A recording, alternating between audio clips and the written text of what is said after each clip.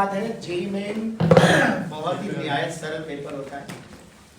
जिस हिसाब से तुमने तैयारी करी है, तुम्हारी प्रिपरेशन के हिसाब से जेईई मेन की कोई औकात नहीं है वैसे तो, लेकिन फिर भी मार्क्स जब कम आते हैं या ज़्यादा आते हैं, जो भी परफॉर्मेंस होती है वो हमारे कॉन्फिडेंस लेवल की वजह से होती है और हमारी गलतियों से ही हम सिलेक्शन की रेंज से बाहर जाते हैं।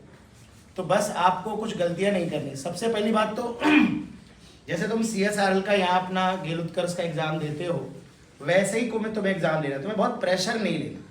सबसे बड़ी बात यह है कि दो चीज़ों से बचना है। एक तो अति उत्साह जो खराब होता है। मान लीजिए आपको पहले 5 सवाल एकदम बिल्कुल फटाफट हो गए और आप ओवर कॉन्फिडेंस में हो गए, तो ओवर कॉन्फिडेंस बहुत ही हानिकारक है। दूसरी बात, बहुत ही आपको नर्वस भी नहीं होना। मतलब ऐसा हो सकता है कई बार पेपर इस तरह का बनाया जाता है कि 4 सवाल 5 सवाल लगातार ऐसे आएंगे जो आपसे शायद सॉल्व नहीं होंगे। तो कई बार लगातार टफ क्वेश्चन 5 आ जाते हैं, तो आप सीधे ये मत सोचना कि यार 3 सवाल लगातार छूट गए, 4 सवाल लगातार छूट गए, तो आप ये सोचने लगो कि यार अब तो हमसे नहीं होगा, हमारे हाथ पैर फूलने लगे।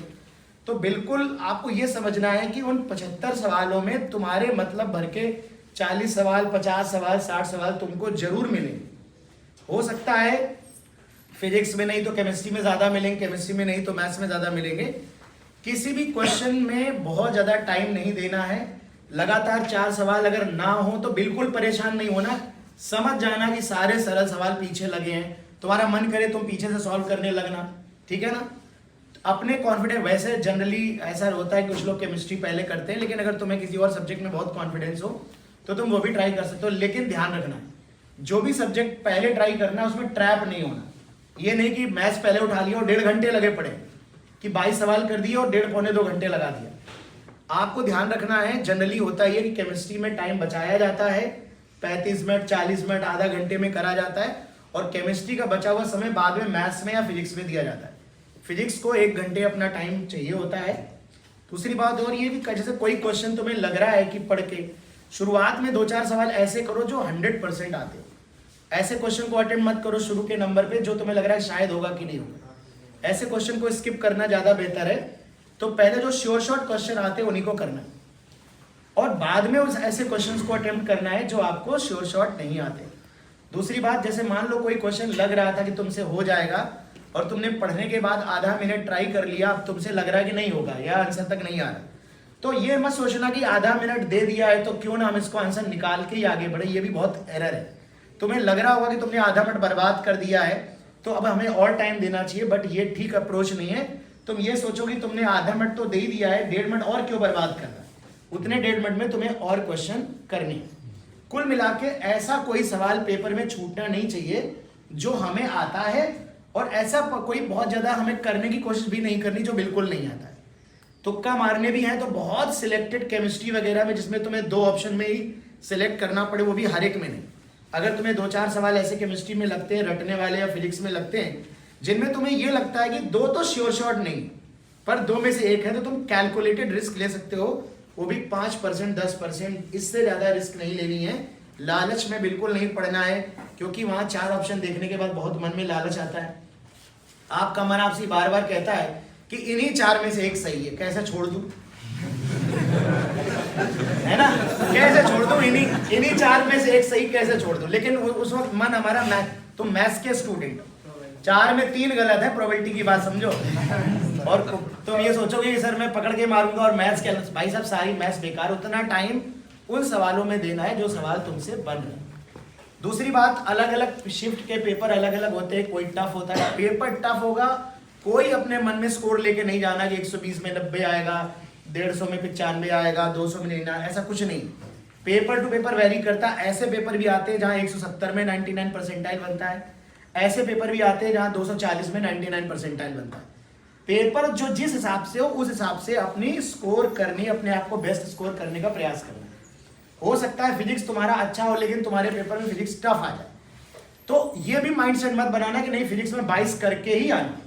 प्रयास करना, एक तरफ से करते जाना, जो होते जाए हो जाए, और जो ना हो उनको कोई बात नहीं। समझ लो फिजिक्स टफ आया है तो शायद मैथ्स इस बार किया जाए, या इसी तरह किसी का मैथ्स अगर बहुत अच्छा हो, उसे लगे कि मैथ्स पूरा करके आएंगे, और इस चक्कर में मैथ्स का पेपर बहुत टफ आ गया और उसने 1.25 घंटे बर्बाद कर दिए, तो इससे तुम्हारे पास टाइम नहीं होगा। मतलब मैं ये नहीं सुनना चाह रहा हूं कि सर मैंने इस सब्जेक्ट को ज्यादा दे दिया इसलिए मेरे आते हुए 10 सवाल छूट गए। तुम 2 घंटे दे दो एक सब्जेक्ट को, लेकिन मुझसे ये मत कहना कि सर मेरे ये सवाल आ रहे थे पर मेरे पास टाइम नहीं बचा क्योंकि मैंने सब्जेक्ट में टाइम ज्यादा दे दिया।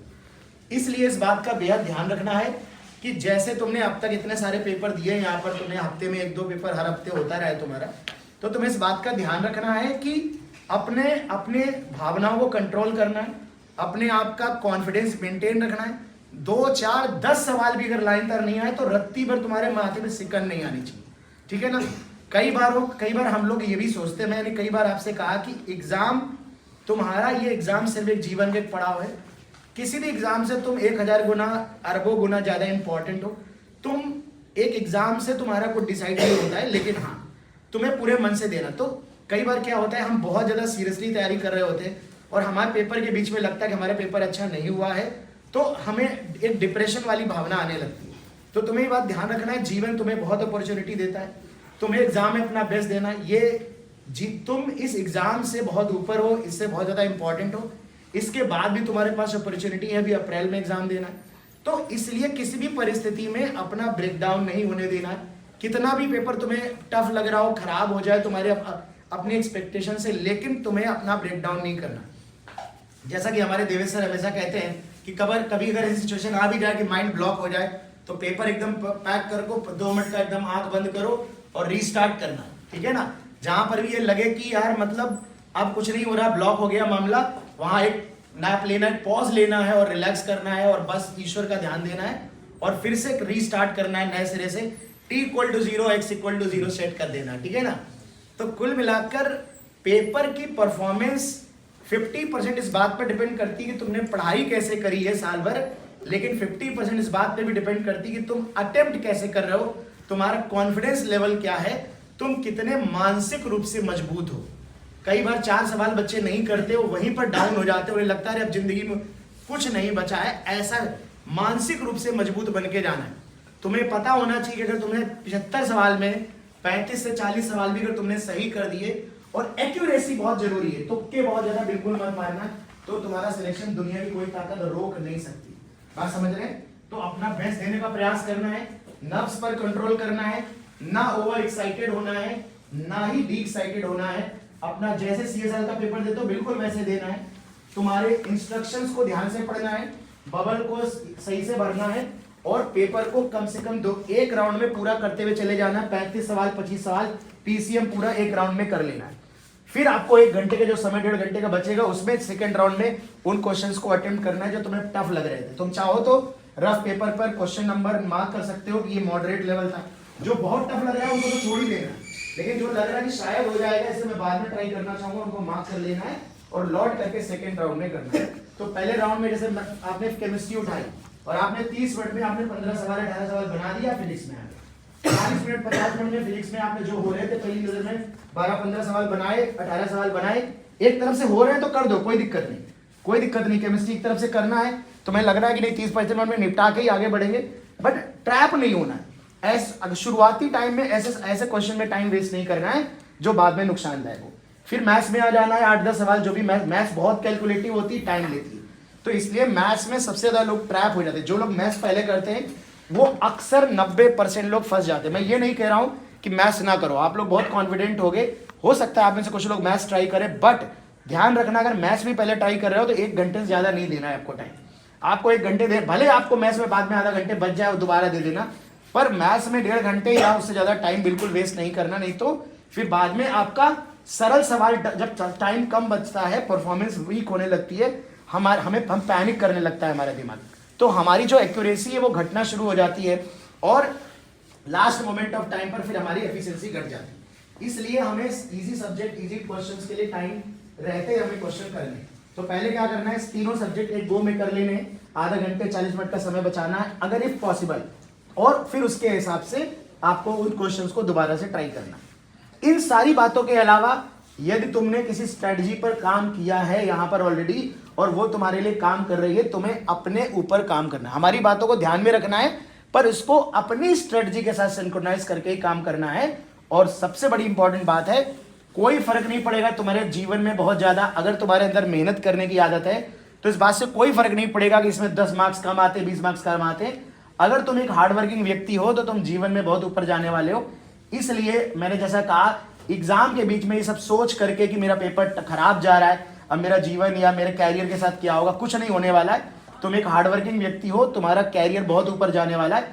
इसलिए इस तरह का बिल्कुल भी नेगेटिव थॉट, एग्जाम के बीच में नेगेटिव थॉट को आने नहीं देना। ओके, मेरी तरफ से all the best, thank you.